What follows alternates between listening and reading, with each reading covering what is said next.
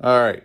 So I went to this website, bankrate.com. It has something called an amortization schedule calculator. So this is going to deal with the topic home mortgage. We watched that short video on how home mortgages work.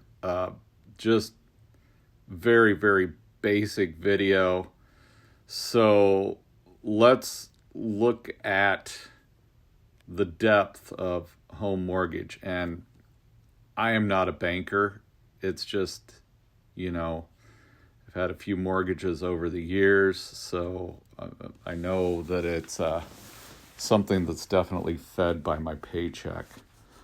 So it comes up with some default terms here, but let's think about Burlington.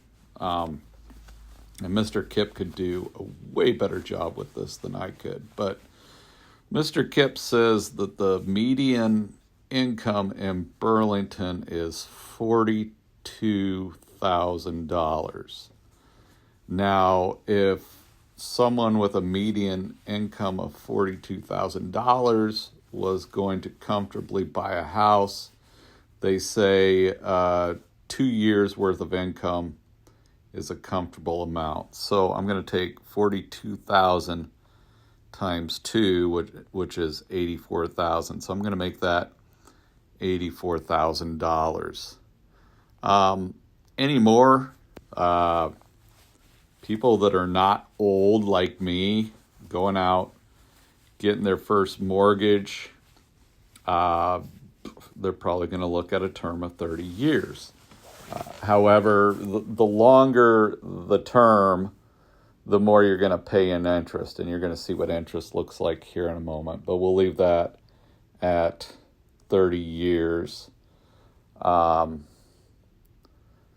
Now, I should change that 84,000 because let's say we're going to do a down payment of 10%, which is 8,400. 84,000. There's a calculator in here. 84,000 minus 8,400. That'll be our down payment, 75,600. All right.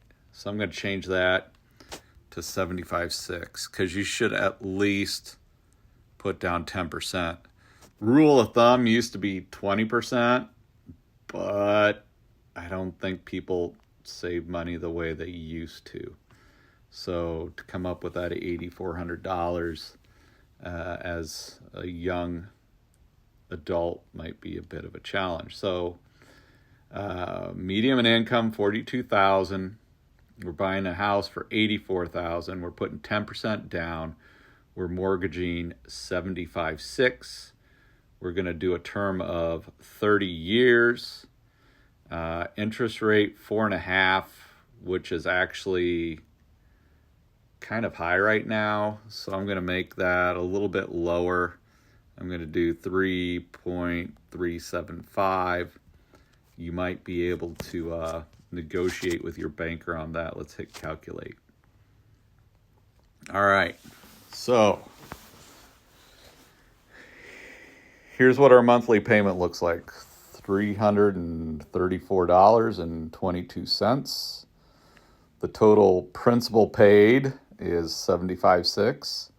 But look how much there is in interest. The bank is making $44,720.90 off of the borrower, which would be you in that hypothetical situation.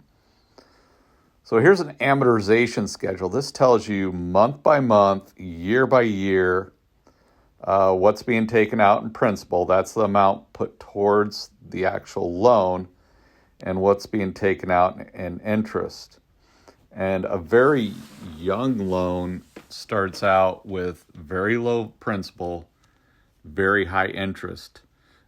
Over the term of the loan, you see the principal, which is on the left, goes up, and the interest goes down.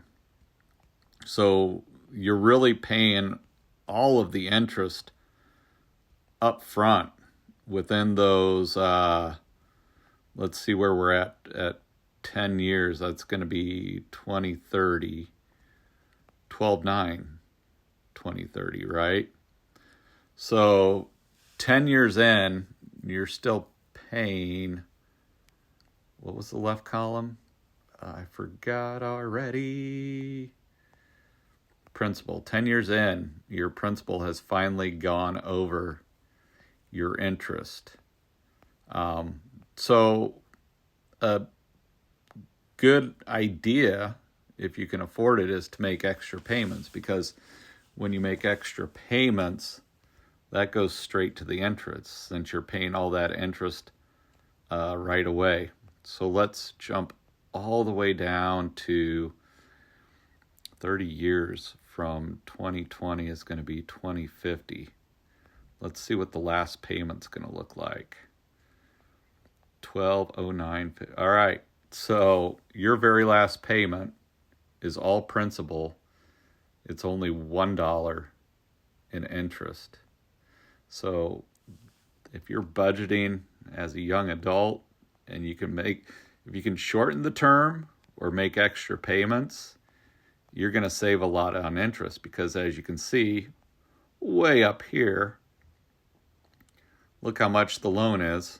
Look how much interest is. You're by the time you pay that loan to term, you're not paying 75.6. You're paying those two together, 75.6 plus 44,720.90, which ends up being, what is that? Who likes doing math? 320 plus 100, almost 150 grand.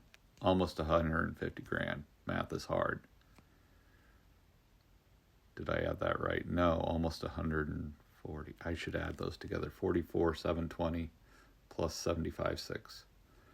44,720 plus 75.6. You get, okay, so instead of paying 75.6, you're paying almost 120 grand.